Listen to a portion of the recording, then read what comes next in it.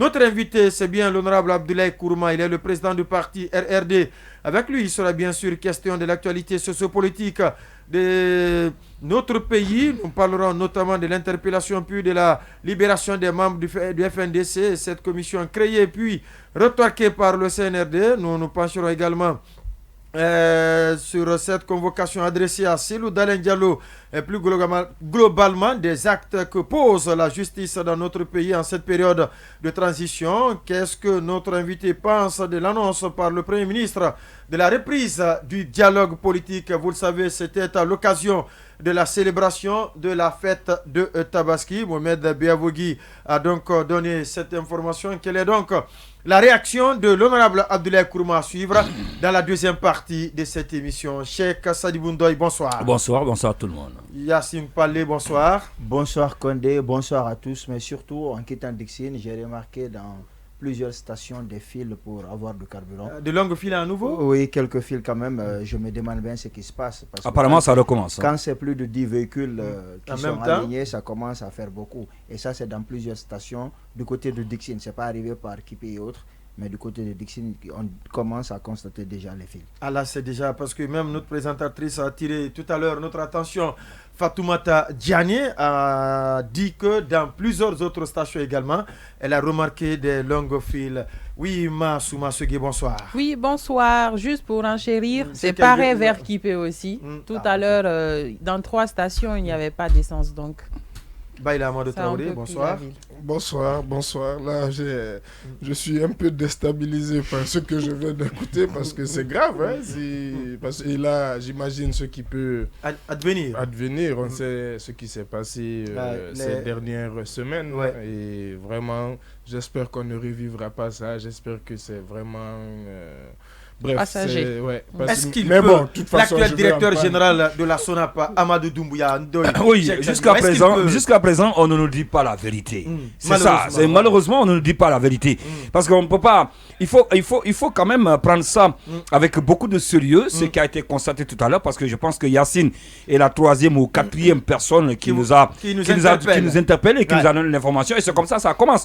On ne peut pas quand même accepter ou encore voir qu'il y ait déjà une file d'attente au niveau des stations jusqu'à 5-10 véhicules qui attendent. 4, 5 stations en même temps. Et qu'on dise que c'est une situation normale. Je me dis encore qu'on risque de replonger dans la situation qu'on a connue il y a juste encore 2 semaines, avant même qu'il y ait cette pénurie qui a fait galérer, fait souffrir beaucoup de citoyens à Conakry, mais aussi à l'intérieur même du pays, parce que c'est vrai qu'on est en train tous de parler du cas de Conakry, mais à l'intérieur, les gens sont en train de se poser la question comment se retourner, parce que beaucoup sont partis par exemple à Cancan, l'abbé à l'intérieur pour fêter.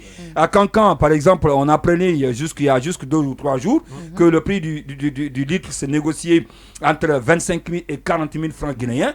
Pour ceux qui sont déjà partis à l'intérieur sur le marché noir, comment revenir à Conakry. C'est entre la Croix et la Bannière. Encore une fois, moi je pense que les autorités devraient nous dire la vérité. Je ne sais pas qu'est-ce qu'on est en train de cacher, qu'est-ce qui cloche, mais il faut dire la vérité pour qu'au moins les gens puissent le changement de partenaire. Oui, mais il y a d'autres dessous. Il y a d'autres dessous, peut-être que vous allez dire encore. Vous allez dire encore que c'est la refondation. Oui, alors si c'est comme ça, on doit revenir dans le cadre de la grande refondation. De la grande refondation. Et même au CNT, la question pendant ce temps, c'est nous qui allons. C'est nous encore qui allons prendre. Pendant ce temps, c'est nous qui allons encore prendre les coups. Et comme le disait Yacine la fois dernière, s'il y a une seule miche de pain qui reste, et la seule personne qui va consommer, on sait que ça sera Doumbouya. Donc c'est nous, le bas peuple, c'est nous qui allons en souffrir. C'est nous qui allons en souffrir, espérant qu'il y aura plus de peur que de mal. En tout cas, les responsables de la SONAP, la Société nationale des pétroles, sont interpellés. En tout cas, on ne veut plus qu'il y ait rupture de carburant dans le pays, parce que tout est lié au déplacement. C'est le transport qui commande quasiment les autres secteurs du développement. Ceci dit, on va d'abord commencer par ce fait de société, l'insalubrité dans la capitale Conakry. Massouma. Alors, moi, cette histoire d'insalubrité, ça me choque à plus d'un titre, parce que j'ai l'impression qu'à chaque fois que c'est la fête, je ne sais pas quelles sont les raisons derrière ça. Certainement, il y a un conflit, ou peut-être que la société de ramassage est en grève. Je n'ai pas la confirmation, mais c'est quand même inconcevable inadmissible et pardonnable. Et voilà, et impardonnable qu'on puisse se retrouver à chaque fois dans cette situation-là. Moi, hier, quelque chose m'est arrivé, une anecdote. Je passais à Lambagny et d'un coup, j'ai reçu un coup de fouet au visage. Je me suis dit, mais je demande au chauffeur, mais qu'est-ce que c'est? Il me dit, est-ce que c'est pas les ordures? Et effectivement, on était à côté des ordures.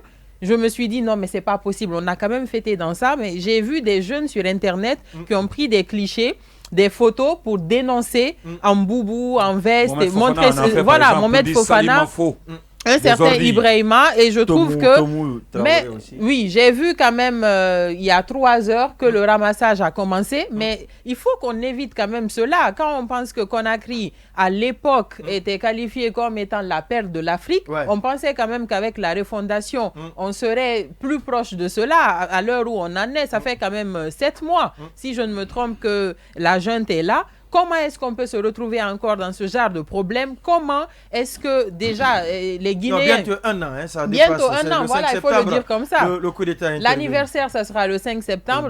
Les Guinéens ont tellement souffert. On souffre même au quotidien quand les ordures sont ramassées, parce que la ville est même sale quand les ordures sont ramassées. À plus forte raison quand ce n'est pas le cas. Sans compter les caniveaux qui sont pleins, les pluies qui viennent aussi en rajouter une couche. Franchement, il faut que le gouvernorat, les autorités se lèvent et essaye de prévenir ce genre de choses. Je pense que d'ailleurs, il y a un problème de prévention avec ces autorités, que ce soit le pétrole, l'essence, pardon, ou les ordures. C'est toujours le médecin après la mort. C'est là que les fêtes sont terminées et que les gens plus ou moins commencent à reprendre les activités, qu'ils reprennent les ordures. Trop, c'est trop, quoi. Il faut anticiper. C'est ça, il faut anticiper. L'État, c'est ça. Oui, je sais pas cette histoire d'ordures relève de qui exactement. Parce qu'à un moment donné... Non, mais il y avait l'ANASP. Il y avait l'ANASP, non seulement, mais tout récemment, il y avait la société. Le gouvernement de la ville de Conakry. Et puis il y a Al-Barak. Je ne sais pas qu'est-ce qu'elle est devenue, cette société Al-Barak. Et il y a Pichini aussi. Oui.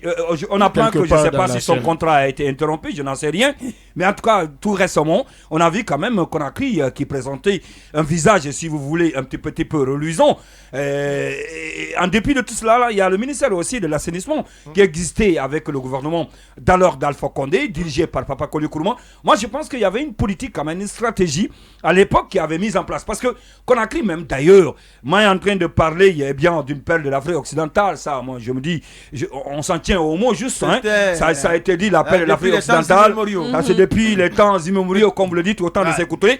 Mais il y a longtemps, ça fait plus de 20 ans qu'on est dans cette saleté, qu'on est dans cette insalubrité. Je pense qu'il faut appeler le chien par son nom. Et ensuite, quand même, il faut le reconnaître, ces derniers temps, comme je le disais donc tout à l'heure, avec la mise en place, la création d'un département carrément qui s'occupe de l'assainissement. Avec Papa Koli, je pense qu'on avait commencé quand même à voir le résultat probant. Et ensuite, on a vu l'engagement qui avait été pris à l'époque par le gouverneur de la ville de Conakry, Mathurin Bangoura, qui s'était investi quand même pour ce qui est de la propriété de la ville de Conakry. Aujourd'hui même, on se posait la question dans l'émission Le Journal des Auditeurs, quel est le rôle que joue actuellement l'actuel, je vais dire l'actuel gouverneur de la ville de Conakry. Je ne sais pas si, en tout cas, ça fait partie de ses prérogatives, ou du moins avec ses mairies qui relèvent quand même de sa tutelle. Même si, avec la gouverneure de la ville de Conakry, ça ne fait pas partie de ses prérogatives, mais quand même, on peut dire qu'avec les mairies, avec les systèmes de ramassage d'ordures qui sont mis en place, qui sont attachés aux mairies, les mairies aussi qui relèvent, n'est-ce pas, de sa tutelle, je pense qu'avec ça, il devrait aussi, à son niveau, se bouger pour permettre aux gens de faire des ramassages d'ordures. Il y a un fait qui s'est passé la fois dernière avec notamment les PME. Les PME qui se débrouillent au niveau dans les quartiers, qui essaient quand même de ramasser les ordures et qui apportent une touche, qu'on le veuille ou non. C'est vrai que c'est pas fait de façon gratuite parce que c'est payant, mais de l'autre côté aussi, il faut reconnaître qu'avec ce travail, les PME apportent leur passion pour ce qui est de la propriété de la ville de Conakry. Maintenant, qu'est-ce qui se passe? Au lieu que les mairies continuent à accompagner ou encore de les aider, aujourd'hui, il y a des PME qui sont confrontés à des problèmes. Parce que tout simplement, disent-elles, ces mairies, que ces PME-là ne respectent pas les principes préalablement établis par ces mairies pour le ramassage des ordures.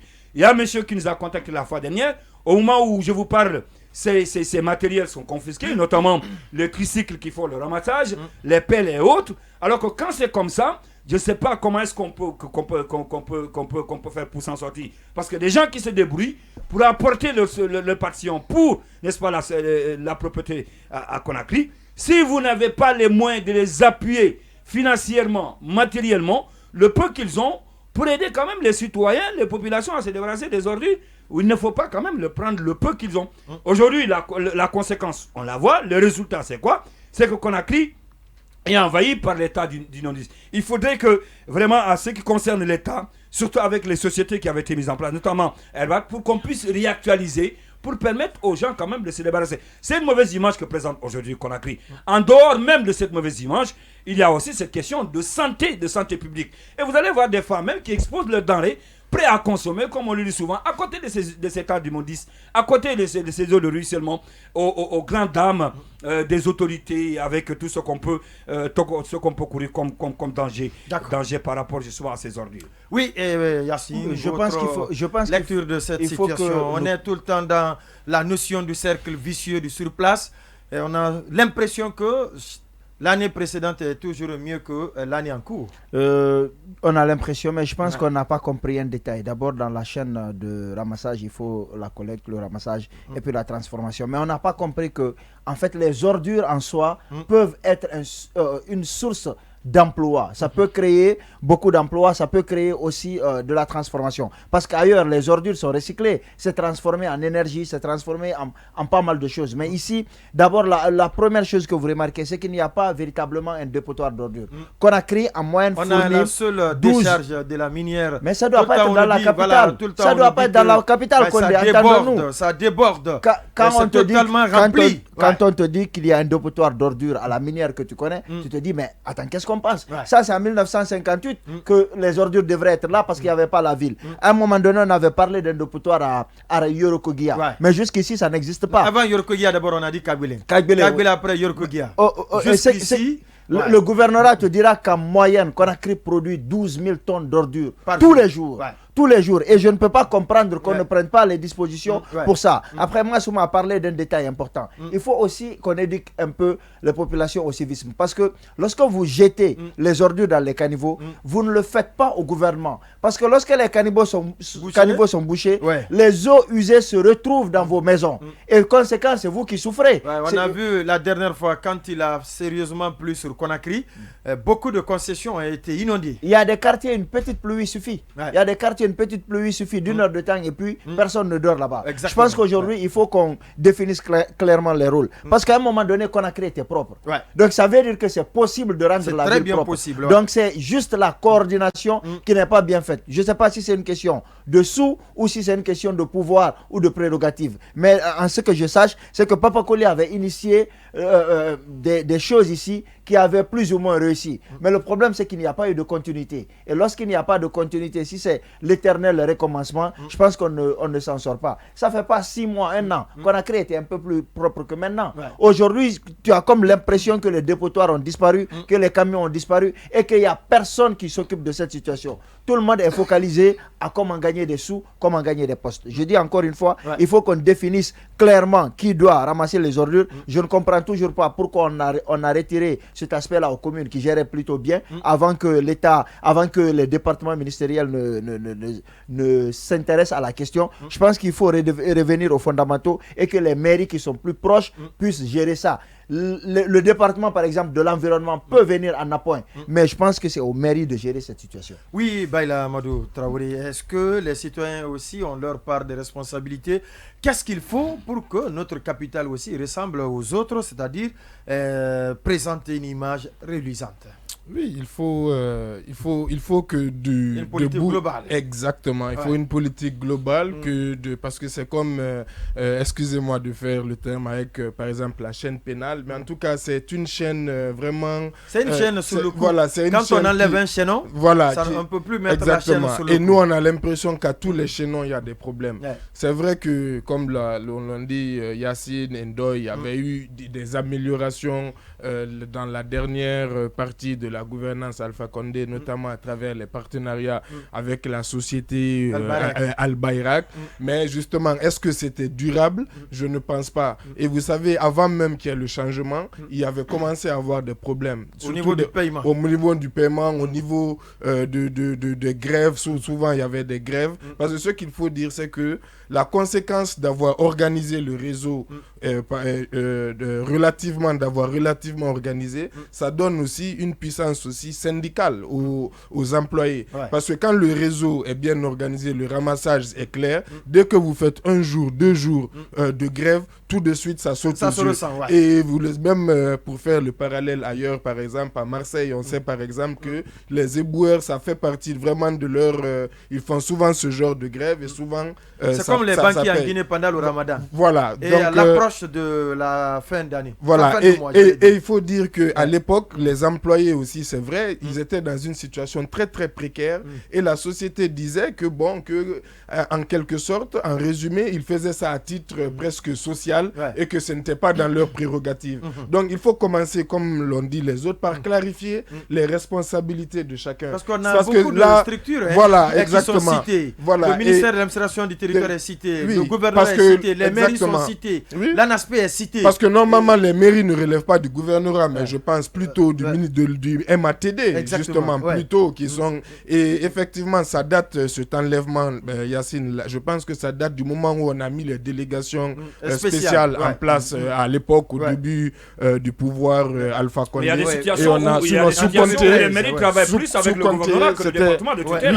Quand nous parlons par exemple de l'assainissement, dans le cadre de sensibiliser et informer, les mairies sont plus proches. Oui, mais je veux dire administrativement. Oui, administrativement, on est d'accord. Mais en tout cas, ce qui reste sur le terrain, elles sont plus proches du gouvernorat que le département. Et ensuite, il y avait aussi le fameux, en ce qui concerne le dépotoir, il y a depuis... je ne sais pas combien d'années, on nous parle du fameux centre d'enfouissement technique à Dubreka et je ne sais pas où en est encore le projet aujourd'hui. Donc c'est vraiment une situation déplorable et pendant ce temps, le problème de salubrité, de santé publique n'est pas assez pris au sérieux en plus, même dans les restaurants, c'est un problème global. Vous demandiez notre responsabilité des citoyens, mais je pense aussi que quelle que soit la responsabilité du citoyen, malheureusement, l'État a aussi une obligation aussi de sensibilisation de ce même citoyen, puisqu'il a une obligation d'éducation aussi du citoyen. Donc c'est vrai que c'est un problème vraiment global. Et ensuite, au bout du chemin, il faut aussi réprimer. Il faut aussi que les mauvais comportements, quand ils soient réprimés, il faut peut-être mettre en place une police de salubrité, peut-être recruter. Il y a une police verte qui existe. Voilà, il faudrait la doter. Voilà, il faudrait la doter des moyens conséquents et c'est aussi de l'emploi, comme l'a dit Yacine. Il faut vraiment mettre les moyens nécessaires parce que c'est une question vraiment de santé publique. Oui, moi j'ai une petite recommandation. En fait, au-delà même de cette situation qui est exceptionnelle, la ville n'est pas propre, même quand c'est ramassé. Donc moi, je me dis pourquoi aujourd'hui on n'irait pas prendre l'exemple sur les pays voisins, s'il faut aller les questionner. Je ne sais pas, peut-être que c'est sorcier cette histoire de ramassage. On a tellement essayé des politiques à un moment donné. L'ancien gouverneur de la ville de Conakry est allé au Ghana prendre le modèle ghanéen avec Zoom Lion. On ne voit pas, ça a l'air d'être sorcier cette histoire. Avec Zoom Lion, ça a donné quoi? Quasiment rien. Pourquoi toutes les politiques échouent dans notre pays? C'est que c'est nous le problème. Est-ce qu'il y a une vraie volonté? Parce que beaucoup de voyages comme ça, c'est du tourisme. Franchement, tous les pays aujourd'hui arrivent à nettoyer un minimum. Le CNRD a changé tout le monde à son arrivée.